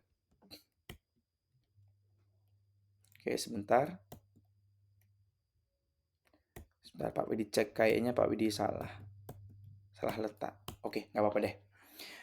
Oke, selain gen yang produknya biasanya mendorong pembelahan sel, sel mengandung gen yang produk normalnya menghambat pembelahan sel. Nah, jadi kalau kita bahas tadi, ya. Jadi gen-gen ini adalah gen-gen yang mendorong pembelahan sel. Namun ternyata ada sel, ya di dalam tubuh kita itu ada sel, eee, eh mohon maaf, jadi kalau kita bahas yang tadi, dapat kita ketahui bahwasanya sel kita itu gen kita itu, gen dalam sel mampu membuat faktor yang mendorong pembelahan sel.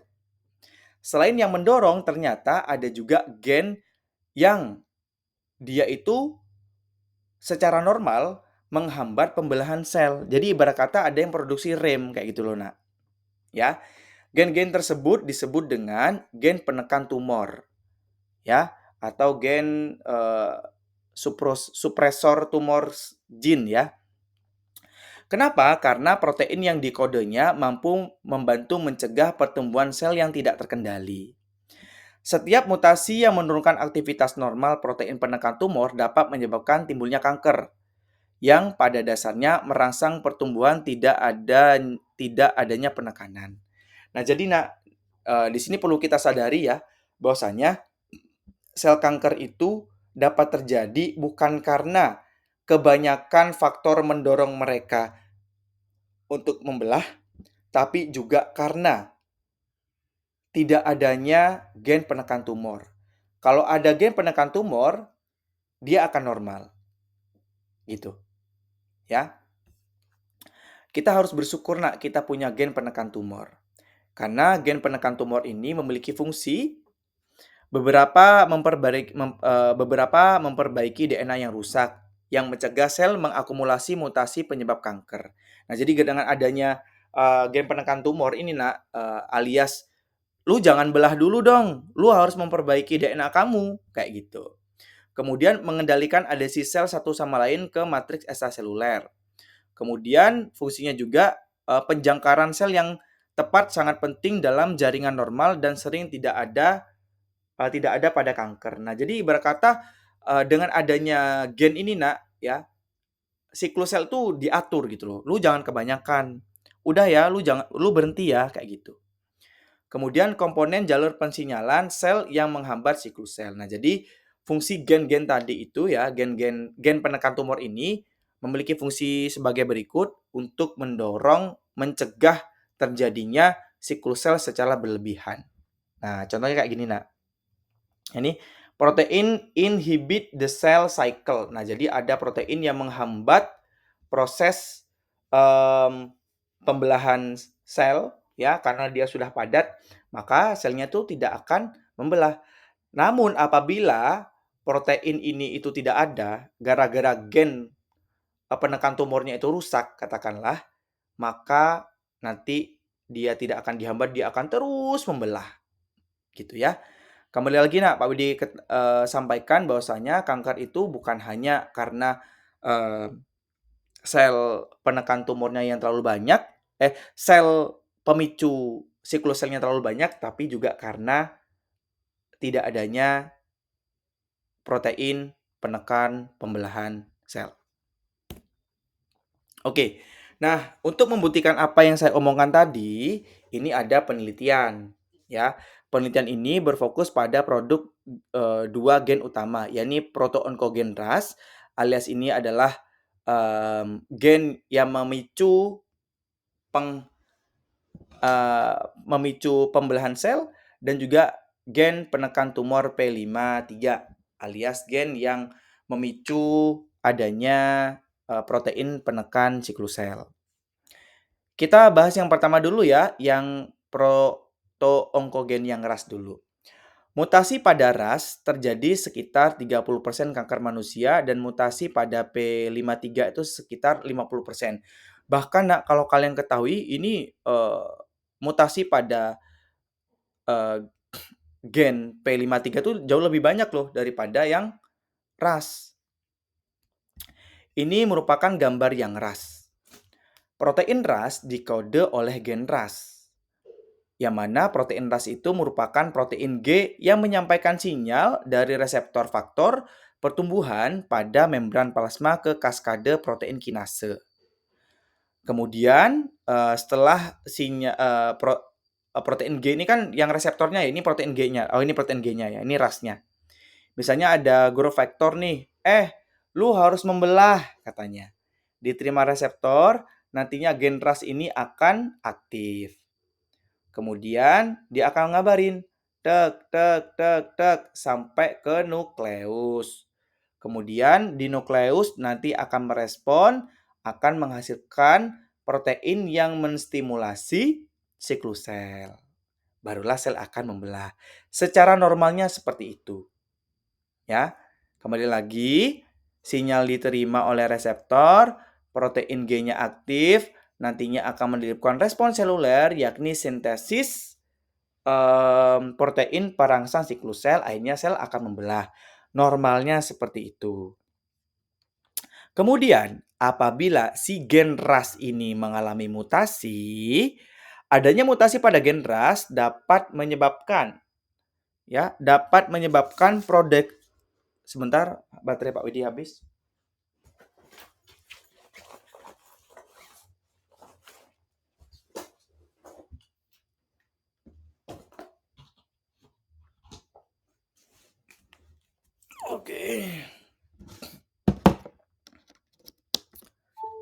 Oke, kita lanjutkan kembali lagi ya. Nah, lantas bagaimana Pak apabila gen RAS ini termutasi? Adanya mutasi pada gen RAS dapat menyebabkan produksi protein yang sangat aktif yang memicu kinase bahkan tanpa adanya faktor pertumbuhan yang mengakibatkan peningkatan pembelahan sel. Nah, jadi apabila gen RAS itu mengalami mutasi, maka dia akan menghasilkan protein RAS yang dia tuh aktif terus meskipun tanpa adanya sinyal. Nah, ini kan bahaya. Nah, gara-gara dia aktif terus, dia akan mengirimkan sinyal belah belah belah belah belah belah. Akhirnya eh, protein yang dihasilkan overexpression. Akhirnya dia akan terus membelah seperti itu. Ya. Faktanya, versi yang sangat aktif atau jumlah yang berlebih dalam satu komponen jalur tersebut dapat memiliki hasil yang sama, ya pembelahan sel yang berlebihan. Nah, jadi apabila ada mutasi protein RAS tadi ya, ini akan direspon. Itu jadi dia akan terus-menerus menghasilkan protein pembelahan, ya. Nah, kembali lagi di sini dapat diketahui bahwasanya gen yang menghasilkan protein pemicu siklus sel itu sangat mempengaruhi siklus sel. Apabila gen tersebut mengalami mutasi, maka dia akan menyebabkan kanker. Seperti itu. Ya, ini kembali lagi kita bahas tentang gen RAS. Lantas bagaimana Pak kalau yang kita bahas adalah gen P53? Ingat, gen P53 ini adalah penekan tumor alias gen yang mampu mengkode protein. Protein ini akan menghambat pembelahan sel. Secara normal, apabila DNA rusak, maka pengoperasian jalur pensinyalan ini memblokir siklus sel hingga kerusakan telah diperbaiki. Nah, jadi kalau DNA dalam satu sel itu rusak, maka sinyal ini tuh akan ngabarin. Nah, contohnya mana, Pak? Contohnya ini. Ya. Ini kan DNA-nya rusak nih. Nah, nanti dia akan ngabarin protein kinase. Woi, DNA gue ini rusak. Tolong kabarin ya. Nah, akhirnya si protein kinase ini lama-kelamaan akan mengaktifkan protein P53. Ya, pemicu ini active form of P53. Nah, pemicu P53 ini nantinya akan mendekati nukleus untuk melakukan transkripsi. Nah, hasil transkripsi nanti akan ditranslasi jadilah protein penghambat siklus sel. Nah, jadi dia tuh ngabarin, ini kan rusak nih. Dia ngabarin akhirnya terbentuklah protein penghambat. Jangan belah dulu ya, karena lu masih rusak, kayak gitu. Oke, sebentar. Nah, apabila tidak, kerusakan DNA akan berkontribusi pada pembentukan tumor dengan menyebabkan mutasi atau kelainan kromosom. Nah, apabila kerusakan ini tidak memicu penghambat si siklus sel, Maka ini ya, misalnya nih rusak nih, dikabarin nih, ternyata mengalami mutasi ya, mengalami mutasi nih gennya. Maka inhibitornya atau penghambatnya, protein penghambatnya itu tidak ada. Gara-gara tidak ada, sel itu akan membelah dengan DNA yang masih rusak. Bahaya kan? Nah, pentingnya adanya gen penekan tumor atau gen P53, yang mana protein yang dikodenya adalah faktor transkripsi spesifik yang mendorong sintesis protein penghambat siklus sel. Nah, jadi gen P53 ini, Nak, ya, akan membentuk protein penghambat tadi. Adanya mutasi yang melumpuhkan gen P53 atau gen yang diperlukan untuk mengaktifkan protein P53, misalnya gen yang disebut dengan ATM, ya, dapat menyebabkan pertumbuhan sel yang berlebihan, ya. Kenapa ya? Karena itu tadi, nggak ada penghambatnya.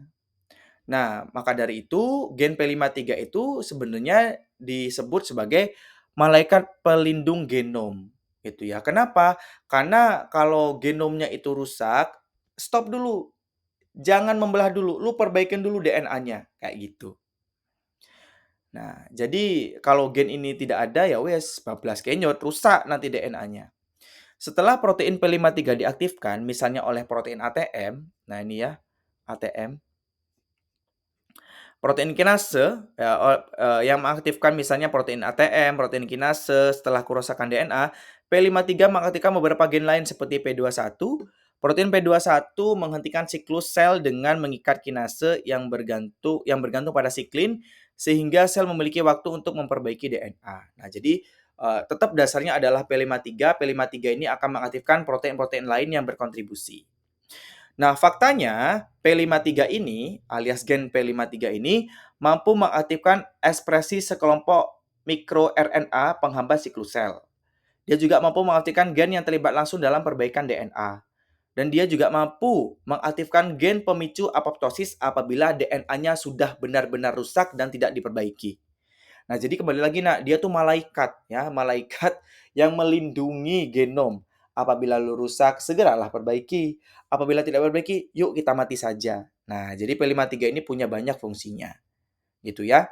Jadi kembali lagi anak-anakku sekalian bahwasanya kanker itu bukan hanya terjadi karena kerusakan gen yang memicu faktor pertumbuhan atau siklus sel, namun juga dikarenakan penghambatnya itu rusak. Itu ya. Ilustrasi 1824 dan juga 25 ini yang seperti kita jelaskan tadi, merupakan gambaran akurat tentang bagaimana mutasi dapat menyebabkan kanker. Nah, jadi mutasi itu benar-benar bahaya, Nak. Tetapi kita masih belum tahu persis bagaimana sel tertentu menjadi sel kanker. Penelitian terkini telah menunjukkan misalnya bahwa pola metilasi DNA dan modifikasi histon pada sel normal berbeda dari yang ada pada sel kanker dan bahwa mikroRNA mungkin berpartisipasi dalam perkembangan kanker. Nah, jadi penelitian tentang kanker itu masih benar-benar banyak pertanyaan gitu nah ya. Masih banyak yang harus dipelajari dan Anda, kalian dan teman-teman sekelas kalianlah yang mungkin menjadi orang-orang yang membuat penemuan penting tentang biologi kanker. Nah, ini adalah hasil penelitian terkini dan ini masih menjadi sebuah pertanyaan tentang kanker itu sebenarnya bagaimana. Dan bisa jadi kalian yang menjadi agen penemunya. Next. Nah, ini adalah model multilangkah perkembangan kanker. Bagaimana sih Pak kanker itu berkembang? Umumnya, lebih dari satu mutasi somatik atau perubahan epigenetik sehingga terbentuk kanker sempurna. Nah, jadi nak, apabila seseorang kena kanker, itu bukan karena satu kali mutasi aja. Namun, kanker itu merupakan akumulasi dari mutasi-mutasi selama seumur hidup. Sehingga, insiden kanker meningkat seiring usia, yakni dapat menggambarkan semakin tua orang, itu otomatis mutasinya akan lebih banyak gitu ya. Kalau kita bandingkan usia ya, tidak dengan faktor yang lain. Akumulasi akumulasi mutasinya lebih banyak sehingga potensi kena kanker tuh akan jauh lebih besar. Kembali lagi, kanker itu disebabkan oleh mutasi dan mutasinya itu tidak hanya sekali. Namun berkali-kali. Hasil penelitian model model jalur perkembangan kanker, contohnya adalah kanker kolorektal, yakni kanker usus besar ataupun rektum yang berkembang secara bertahap. Nih ya. Tanda pertama sering berupa polip, yakni pertumbuhan jinak kecil di lapisan usus besar. Selnya tuh tampak normal meskipun membelah dengan frekuensi yang tidak biasa. Nah, ini ya. Awalnya gini nah, awalnya kecil, awalnya biasa-biasa aja gitu. Kemudian tumor tuh nanti akan tumbuh dan akhirnya dapat menjadi ganas, menyerang jaringan lain. Nah, ini ya, activation of RAS oncogen, loss tumor suppressor gene SMAD4. Nah, jadi ada nih kedua gen ini udah tidak normal kayak gitu ya. Kemudian nanti dia akan menjadi lebih besar. Tumor tumbuh dan akhirnya dapat menjadi ganas menyerang jaringan lain. Perkembangan tumor ganas disejajarkan dengan akumulasi mutasi bertahap yang mengubah proto-onkogen menjadi onkogen dan melumpuhkan gen penekan tumor. Nah, jadi kembali lagi, nak, mutasinya itu tidak hanya sekali dua kali, ya. Pertama misalnya onkogennya, yang kedua mutasi gen yang ini, gitu loh. Jadi bertumpuk-tumpuk, gitu ya. Onkogen RAS dan penekan tumor yang bermutasi sering terlibat. Nah, ini penelitian ini membuktikan bahwasanya gen pada onkogen dan juga supresor ini itu sering mengalami mutasi gitu.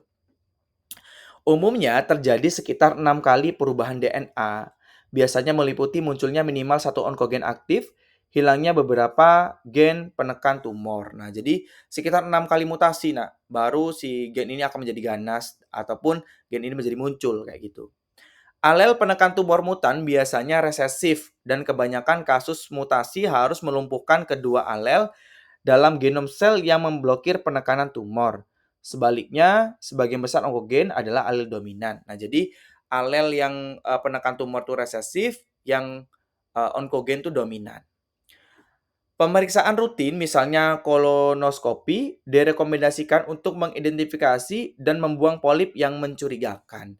Nah, jadi disarankan untuk melakukan suatu proses apa ya? Proses medical check up ya, kolonoskopi untuk mengetahui apakah di kolon itu terjadi polip atau tidak gitu ya. Kalau masih polip bisa disegerakan kayak gitu. Oke, berikutnya, apakah kanker itu diwariskan? Nah, ini ada predisposisi yang diwariskan dan faktor lingkungan yang menyebabkan kanker. Kanker itu dapat terjadi di keluarga. Individu yang mewarisi alel mutan dari proto-onkogen atau gen penekan tumor memiliki kecenderungan untuk mengembangkan kanker tertentu. Nah, jadi kanker itu ternyata sangat bisa diturunkan. Karena kembali lagi, kanker itu terjadi di lingkup gen, mutasi gen. Apabila diturunkan ya akan berdampak kayak gitu. Fakta hasil penelitian menunjukkan bahwa ternyata sekitar 5-10% pasien kanker payudara terdapat bukti adanya predisposisi bawaan yang kuat. Nah, jadi di kromosomnya, di DNA-nya, di gennya itu ternyata memang sudah ada si pemicu kanker ini. Karena kerusakan DNA dapat menyebabkan kanker, masuk akal jika risiko kanker dapat diturunkan dengan meminimalkan paparan agen perusak DNA, seperti radiasi ultraviolet dalam sinar matahari dan bahan kimia yang ditemukan dalam asap rokok. Maka dari itu, nak, ya, hindari panas-panasan tanpa pelindung gitu ya. Jadi silakan menggunakan sunscreen ya atau sunblock. Kemudian hindari bahan-bahan kimia yang ditemukan pada asap rokok karena itu dapat menyebabkan kerusakan DNA. Analisis berbasis genomik baru dari kanker tertentu seperti pendekatan yang dijelaskan dalam gambar 18.7 ini ya, Genome Cell Signaling and Cancer, berkontribusi pada diagnosis dini dan pengembangan perawatan yang mengganggu ekspresi gen kunci dalam tumor. Pendekatan tersebut diharapkan dapat menurunkan angka kematian akibat kanker. Nah, jadi ini merupakan gambaran, ini tidak akan saya jelaskan secara lebih dalam, nah ya, karena ini memang cukup rumit gitu ya. Jadi ini adalah suatu analisis genomik ya dalam kanker tertentu. Nah, jadi genomnya ini ya kalau kita bacakan. Modern medicine that melts genome-wide molecular study with cell signaling research is transforming the treatment of many diseases such as breast cancer. Using microarray analysis and other technique, researcher measure the relative level of mRNA transcription for every gene in hundreds of breast cancer tumor sample. They identified four major subtypes of breast cancer that different the expression of three signal receptor involved in regulating growth cell and division like estrogen receptor alpha, nah dan lain-lain. Nah, jadi intinya menggunakan analisis genom kita dapat mengetahui kansernya itu berasal dari pemicunya apa, seperti itu. Ya, cuma tidak dijelaskan lebih detail. Nanti kalian pusing. Dan yang terakhir, yakni peran virus dalam kanker. Selain mutasi karena perubahan genetik lain yang kita jelaskan tadi, virus tumor dapat menyebabkan kanker pada berbagai macam hewan dan manusia. Pada tahun 1911, Peyton Rose, ahli patologi dari Amerika, menemukan virus yang menyebabkan kanker pada ayam. Nah, ini dia, Nak. Nah, jadi ada virus ya. Virus itu kan seperti yang kita ketahui ya, virus itu nanti menginjeksikan DNA-nya. Kemudian DNA-nya nanti akan bersatu padu dengan DNA inang, akhirnya memicu kanker. Virus Epstein-Barr mononukleosis menular telah dikaitkan dengan berbagai jenis kanker pada manusia, terutama pada limfoma Burkitt, ya, limfoma Burkitt. Kemudian ada kanker serviks yang disebabkan oleh papillomavirus dan juga ada HTLVI yang menyebabkan leukemia dewasa.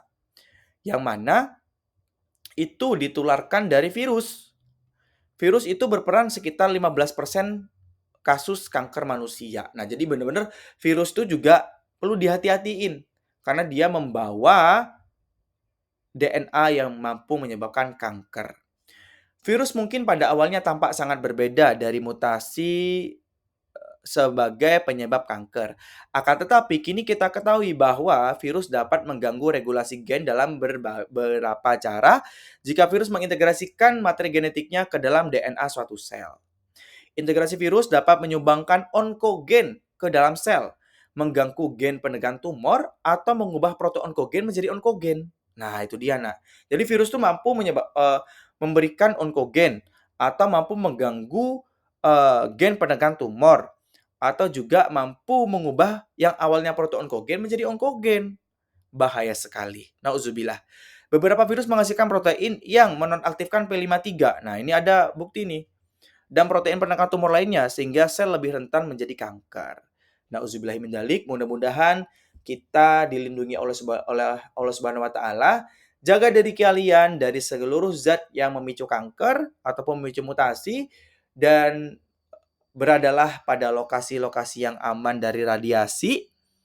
Ya, Pak Widi berharap kalian dari materi ini dapat tahu lebih banyak tentang kanker dan mampu mengedukasi orang-orang sekitar serta melakukan tindakan preventif yang menghindari zat-zat karsinogen atau zat-zat penyebab kanker.